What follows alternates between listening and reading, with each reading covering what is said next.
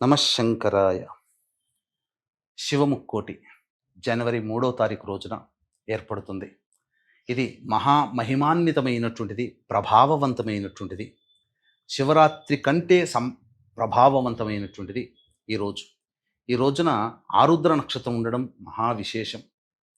కావున ఈ రోజున ఈశ్వరుడికి గంజివార్చినటువంటి అన్నముతో అభిషేకం చేసిన, లేదా గంజివార్చినటువంటి అన్నమును తేనె కలిపి శివలింగముగా తయారు చేసి, ఆ శివలింగానికి ఆవునేతి, శుద్ధమైన ఆవునేతిని అద్ది, అప్పుడు నమక చెమక మంత్రాలతోనైనా కానీ, పంచసూక్తాలతోనైనా కానీ, లేదా నమశంకరాయ నమశంకరాయ అనుకుంటూనైనా కానీ ఆ ఈశ్వరునికి అభిషేకం జరిపించండి.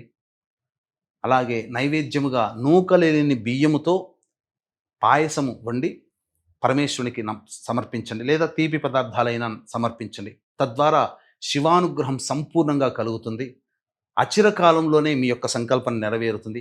ఆ చేసినటువంటి శివలింగాన్ని దగ్గరలో ఉన్నటువంటి తటాకంలో కానీ, నదిలో కానీ, సరస్సులో కానీ, చెరువులో కానీ నిమజ్జనం చేయవచ్చు. లేదు ఇవేవి దొరకనప్పుడు బకెట్లోనైనా శుద్ధమైన నీటిని తీసుకొని ఆ నీటిలో పూజ చేసిన శివలింగాన్ని మీరు అందులో వేస్తే అది పూర్తిగా కరిగిపోతుంది. తదనంతరం ఎవరూ తొక్కనటువంటి ప్రదేశంలో ఆ నీటిని, ఆ అన్నముతో సహా ఉన్నటువంటి నీటిని వేయండి.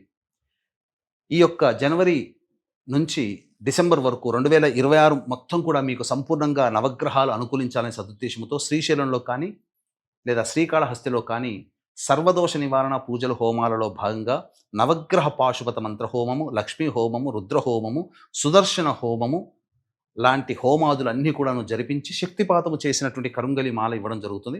అవకాశం ఉన్నవాళ్ళు స్క్రీన్పై కనిపిస్తున్నటువంటి నెంబర్కి కాంటాక్ట్ చేసి మీ గోత్రనామాదులు నమోదు చేసుకోవచ్చు.